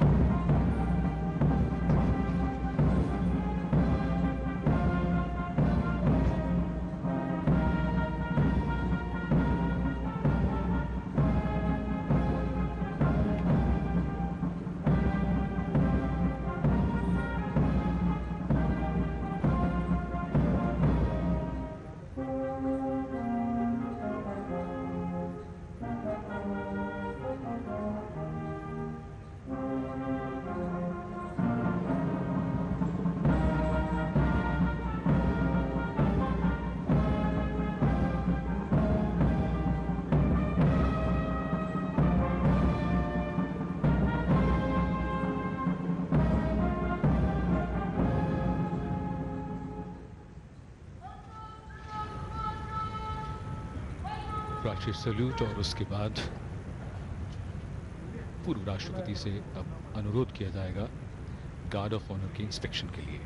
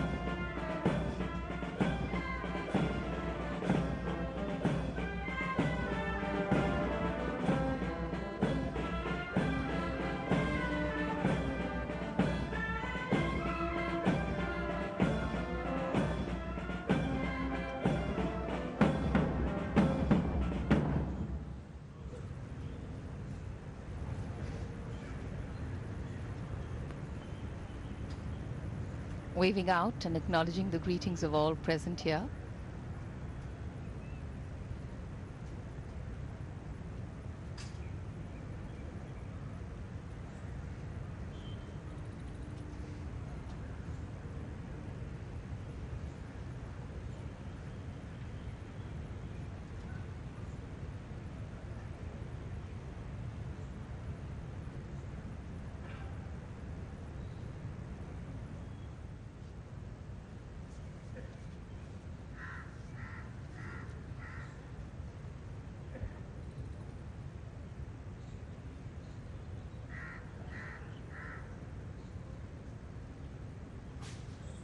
निरीक्षण पूरा हुआ।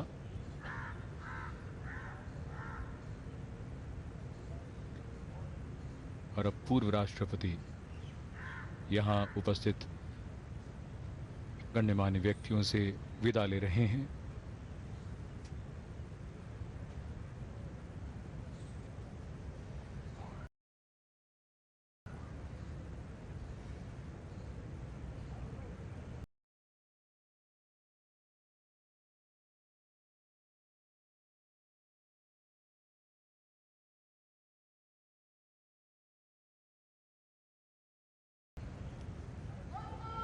Farewells are poignant, farewells are fond, and farewells also have memories.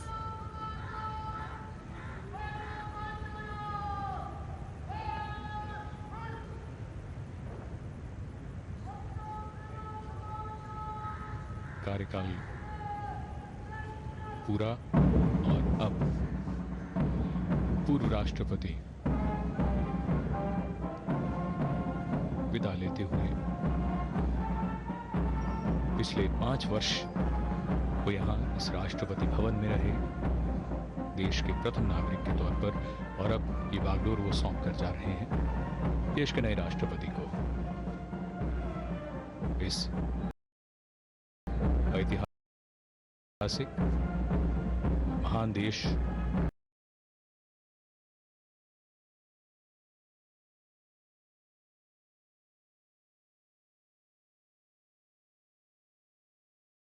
महान लोकतांत्रिक परंपराओं का निर्वहन। And as the strains of सारे जहां से अच्छा हिंदुस्तान हमारा fill and reverberate in the air here at the forecourt of Rashtrapati Bhavan, we truly believe that सारे जहां से अच्छा हिंदुस्तान हमारा।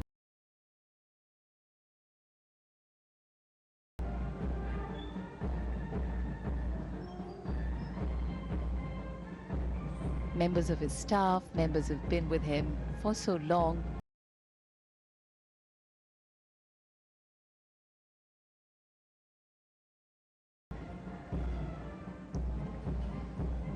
More than official relationships, there are personal relationships with the people.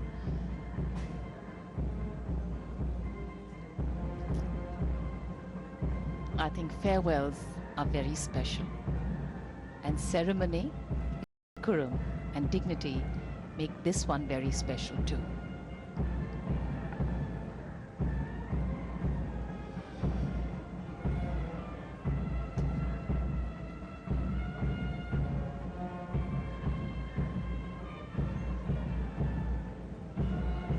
ऐसे मौके जब आप अपनी यादों में बहुत कुछ रखते हैं और आप दूसरों को भी याद रह जाते हैं।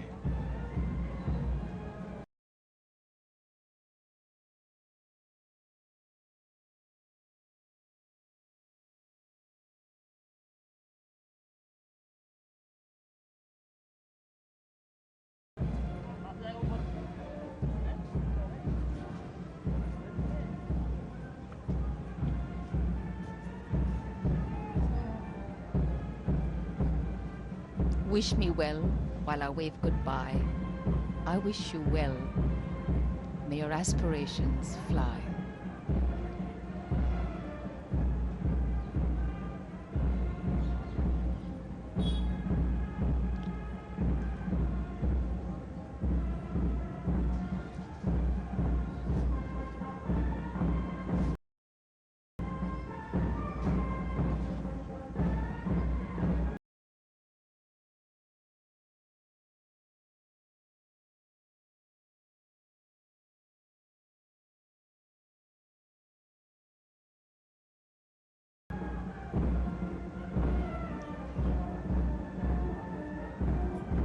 And now the president, the spouse of the president, and the former president will proceed to the residence of the former president.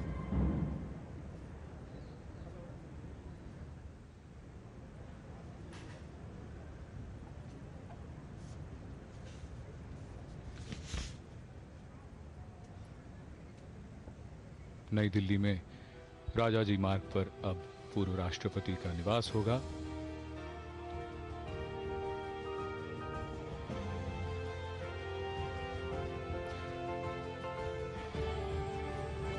भारतीय लोकतंत्र अपनी विशिष्टताओं के कारण पूरे विश्व में बड़े आदर के साथ सम्मानित किया जाता है। हमारा लोकतंत्र, जिसका आधार संविधान और शक्ति जनता है, आज और भी गौरव के भाव का अनुभव कर रहा है। इस महान देश के इतिहास के सुनहरे पन्नों में एक और अध्याय। अंबेडकर जी को, ठीक है, अंबेडकर क्यों, मैं इनसे सहमत हूं।